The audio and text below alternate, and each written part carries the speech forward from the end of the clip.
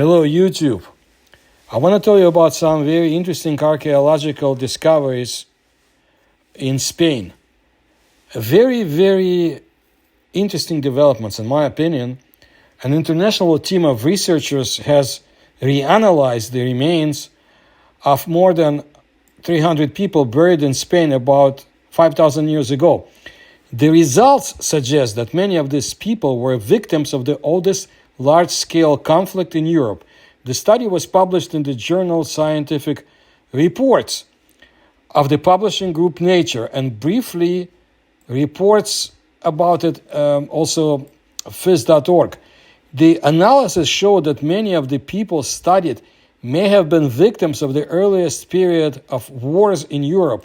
This conclusion is important since until now the earliest war in Europe was considered a military conflict of no more than 4,000 years ago. As part of the new study, scientists drew attention to a large number of remains with traces of wounds received from the use of weapons, as well as disproportionately high percentage of male victims. This allowed us to assume that the injuries were received during the armed conflict, which, according to the authors of the work, could potentially last several months. Previous studies have suggested that the conflicts of the Neolithic period, that is from 4,000 to 9,000 years ago, were not large-scale. It was believed that the short-term skirmishes prevailed then. Warriors conducted raids that lasted a maximum of several days. Small groups of up to 20 to 30 people participated in such raids. It was also assumed that early societies could not wage large-scale and prolonged wars since they did not have the appropriate logistical capabilities. Therefore, it was believed that the earliest large-scale conflict in Europe occurred only in the Bronze Age, in the period from about 4,000 to 2,800 years ago. However, a new study aged the First War in Europe by at least 1,000 years. A team led by Teresa Fernandez Crespo studied the remains of 338 people found in a mass grave in a shallow cave in Rioja Alavés region in northern Spain. Radiocarbon analysis showed that these people died in the period from 5,400 to 5,000 years ago. Scientists have found that 74.1% of unhealed and 70% of healed injuries occurred in adolescents and men. This is significantly higher than the percentage of identified injuries in women. Such a difference was not observed in other Neolithic mass graves. In addition, 52 flint arrowheads were found in the cave. Previous studies have shown that 36 of them had minor injuries associated with hitting the target. And in the new study, scientists found that approximately 23% of the buried people had injuries that could have been caused by arrows, and 10.1% of such injuries did not heal. That is, they probably turned out to be fatal. The overall level of injuries and a higher level of injuries among men and women suggest that these people were victims of an unknown ancient war, the researchers summarize. But I wonder if there is a connection here to my fellow countrymen. More than 5,000 years ago, a nomadic group of shepherds rode out of the steppes of Eastern Europe to conquer the rest of the continent. The group, today known as the Yamnaya, or pit grave culture, brought with them an innovative new technology, wheeled carts, which enabled them to quickly occupy new lands more than 4,500 years ago. The descendants of these people reached the Iberian Peninsula and wiped out the local men, according to new research by a team of international scientists. The collision of these two populations was not friendly. Instead, the men who arrived almost completely pushed out the local men, explained David Reich, genetics professor at Harvard University, who presented the results of the research at an event organized by New Scientist magazine in September of 2018. The arrival of the hostile invaders in what is today Spain and Portugal had a rapid and generalized genetic impact, according to Spanish scientist Inigo Olalde at the conference in Jena, Germany. According to Olalde, during the Bronze Age, the subsequent population Populations had 40% of their genetic information and 100% of their Y chromosome from the migrants. Given that children inherit the Y chromosome from their fathers, this means that the men who arrived had preferential access to local women again and again, said Reich. When there wasn't enough research, it was interesting for people to know where did the Yamnaya people come from. But now, even after so much evidence, it still baffles many people. Likewise, they still wonder how they were able to do it. Archaeologists believe that the Yamnaya people were initially from the Eastern European part of the world, more precisely where Ukraine is today and parts of Russia. They started to migrate to other parts of the world around 5,000 years before. As per this research, the people from Yamnaya culture were tall with dark hair and moderately light-colored skin. One of the primary reasons why they were so successful in defeating people from other regions could also be due to their physical stature. From their homeland in the western part of the steppe, that's like in savanna or prairie in other languages, the Yamnaya culture spread to all their adjoining areas. They landed in the eastern part of India, to the central part of Europe. Moreover, they dominated most of the Indian and the European region. As a result, the group of people we know as Indo-European people settled all over the region. As per the research by Jones, for example, in 2017, they found that the majority of the population in Eastern Europe carry Yamnayan genetics. 46.8% of the Russian people have Yamnaya genes in them compared to the Ukrainians who have 42.8%, so it's the Russians. Pit grave culture or Yamnaya culture from the word Yama, pit in our languages, a Copper Age, Bronze Age culture of the late 3rd to early 2nd millennium BC that existed along the Dnipro River in the steppe region in the Crimea near the Danube River estuary, and in locations east of Ukraine up to the Urals. Sites have been excavated since the mid-19th century, and the culture was classified by scientist Vasily Gorodtsov in the early 20th century. This culture took its name from pit graves used for burials in family or clan kurgans, meaning mounds. Corpses were covered with red ochre and laid either in supine position on their sides with flexed legs. Grave goods included egg-shaped pottery containing food, stone, bone, and copper implements, weapons, and adornments. The culture's major economic occupation was animal husbandry, with agriculture, hunting, and fishing was of secondary importance. Excavations at pit grave sites also revealed primitive carts that were pulled by oxen and stela bearing images of humans. The people of this culture usually lived in surface dwellings in fortified settlements. They had contacts with tribes in northwestern Caucasian regions, and with Traptilian culture tribes in Ukraine. Significant culture sites include Mikhailivka settlement and Storozhova Mohila in Ukraine. So you know now. But millennia later, after the events I told you about, warfare in ancient Iberian Peninsula occupied an important place in historical chronicles, first during the Carthaginian invasion of Hispania, including the Punic Wars, and later during the Roman conquest of the peninsula. They beat the hell out of the Romans, and for that I have immense respect for them. The densely bellicose character of the pre-Roman peoples who inhabited Hispania were repeatedly shown in their conflicts against Rome, Carthage, and against each other. Roman and Greek historians agree that most Hispanic people were warrior cultures, where tribal warfare was the norm. The poverty of some regions, as well as the reigning oligarchy of their populations, drove them to seek resources in richer areas, both by mercenary work and banditry, which generated and convulsed national environment where fighting was the main way of living. But now let's look at something very interesting. Toas de Monteiro is an archaeological site in Seville province, Spain, at Valencia de la Concepcion. It is a megalithic construction dated to 3000 to 2800 BC. Again, 2800 BC. The site was discovered in 1868, but has been abandoned for decades. Its excavation was resumed in 1980 due to the urban growth of Seville. Toas de Monero is closed to the general public, but its objects can be viewed in the Archaeological Museum of Seville.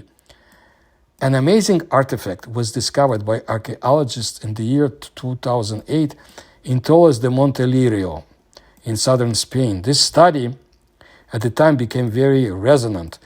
Rare and unusual artifacts were part of an equally strange and unusual burial.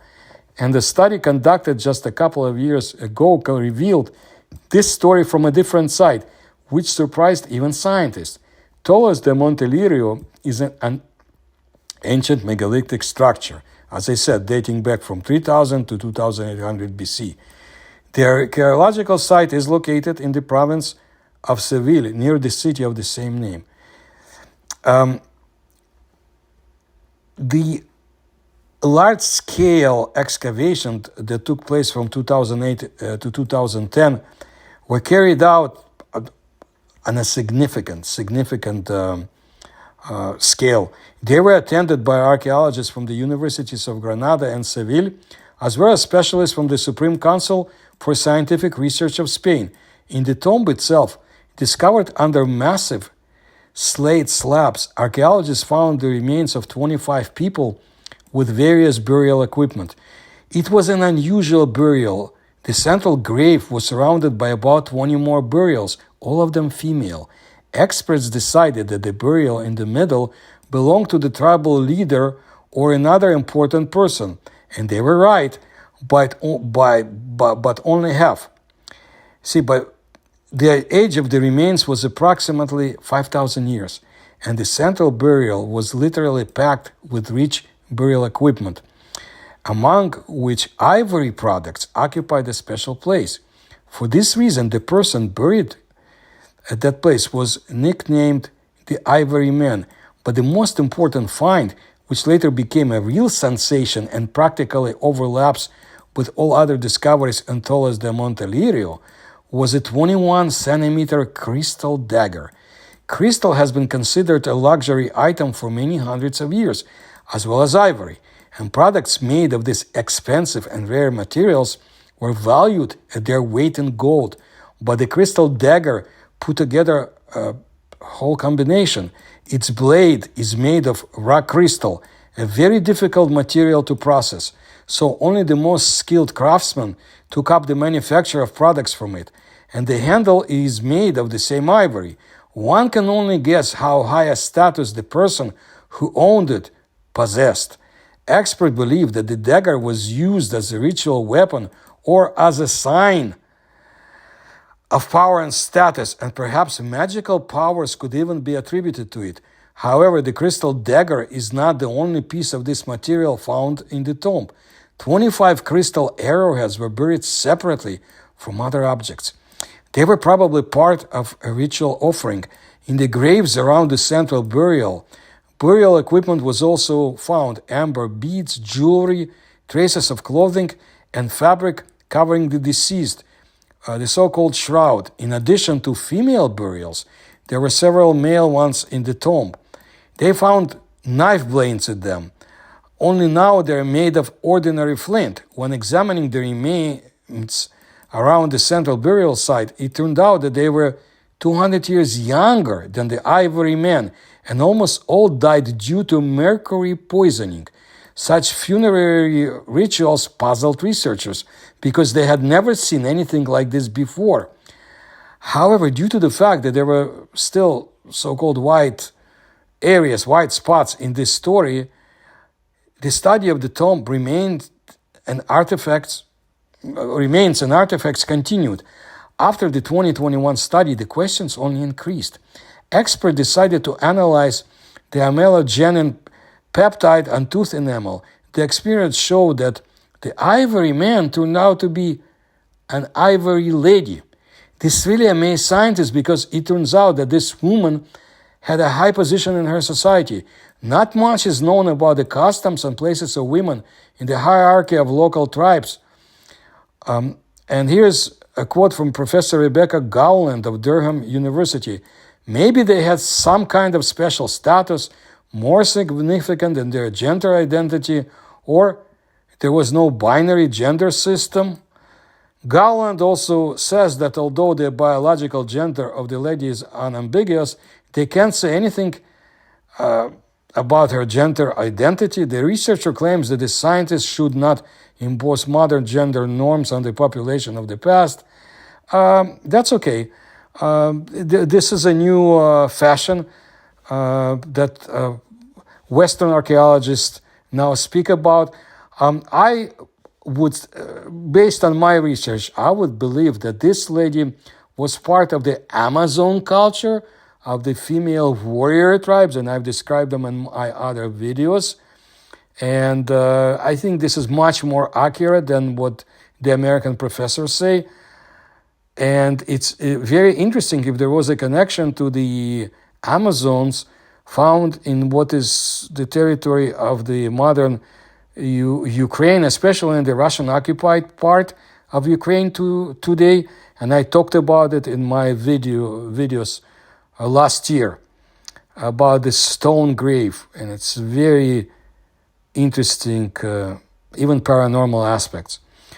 On the face of matriarchal society with the main figure in the center of the burial.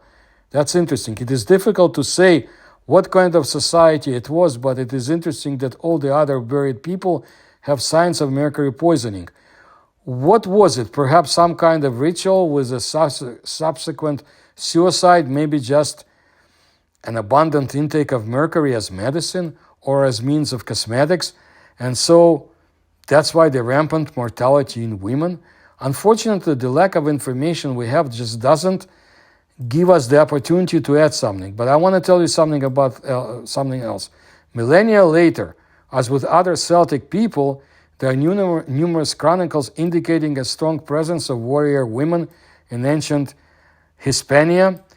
While making incursions through Lusitania, Decimus Junius Brutus found female fighters defending their cities among the men with such bravery that they uttered no cry, even in the midst of slaughter. This custom was also recorded about the Bracari, whose women would fight against Brutus, never turning, never showing their backs or uttering a cry. They would prefer death to captivity, even killing their own children before killing themselves. Gaaleki were also described as going to war along with their wives. But now let's look at another interesting area of Spain, something very unusual that took place not that long ago. Submerged for decades, Spanish Stonehenge reemerges after a drought. Receding water levels in Spain's Valdecañas Reservoir has exposed the stone monument dating back to between 4,000 to 5,000 years ago. Reemergence of an ancient megalithic site known as the Dolman of Guadal. This site is located near the town of Peraleda de la Mata, and it's normally submerged either completely or partially by the waters of Valdecañas Reservoir. Originally constructed during the rule of Generalissimo Franco in Spain during the 1960s, the reservoir brought fresh water and hydroelectricity to underdeveloped regions of Spain. For nearly 60 years, the site has largely remained underwater, though the tips of the rocks have poked up through the surface when water levels are low. Interesting that the photos of the Dolman of Guadal taken in July of 2019, however, show the entire megalithic site liberated from its aquatic confines. The site dates to around 2000 BCE to 3000 BCE, and it presently consists of 144 stones, some reaching as high as 2 meters or 6 feet. Some stones are etched with engravings of serpents. Serpents, like England's Stonehenge, this megalithic monument is arranged in a circle-like pattern. His purpose isn't entirely clear, but Angel Castaño, a member of the Raíces de Peraleda, a group dedicated to the preservation of the site, suspects it served a dual function, serving both a religious site and a trading hub. I've told you a lot of interesting things about the country of Spain from the historical and archaeological points of view, and there is more I want to tell you about a mysterious Roman city that was discovered there not long ago, and a few other aspects of Spain's history, but that's for the future. If you like my research, if you want to support me, you'll find how to do it in the links. You'll find in the description to this video. Please like my videos, please subscribe to the channel and tell others. Thank you.